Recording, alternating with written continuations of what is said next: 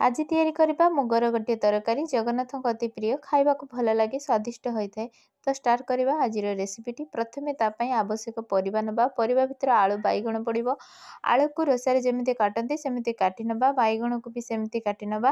ମୁଗକୁ 5 ଘଣ୍ଟା ପୂର୍ବରୁ ଭିଜେଇଥିଲି, ତାକୁ ଛାଙ୍କି ଗ୍ରାଇଣ୍ଡ କରିନେବା। ସେଥିରେ ଦେବା ଜିରା, ଲୁଣ, ଲଙ୍କା, ରାଗ ହିସାବରେ ଅଦା ଦେଇ ଗୋଟିଏ ବେଟର ବନେଇବା। ସେଥିରେ ପାଣି ଦେବେନି, ପାଣିଆ ହୋଇଗଲେ ବରାଟା ଭଲ ହେବନି। କଢ଼େଇରେ ତେଲ ଦେବା, ଏମିତି ଛୋଟ ଛୋଟ ଟଙ୍କାକିଆ ବରା ପରି ଛାଣି ନେବା। ଆଳୁ ବାଇଗଣକୁ ବି ସେଇ ତେଲରେ ଛାଣିଦେବା। ତା ପାଇଁ ଗୋଟେ ମସଲା ପ୍ରସ୍ତୁତ କରିବା। ଅଦା, ଜିରା, ପାନମଧୁରୀ, ଲଙ୍କା, ପୋସ୍ତ। ଏଇ ରେସିପିରେ ପୋସ୍ତ ନିହାତି ପଡ଼ିବ।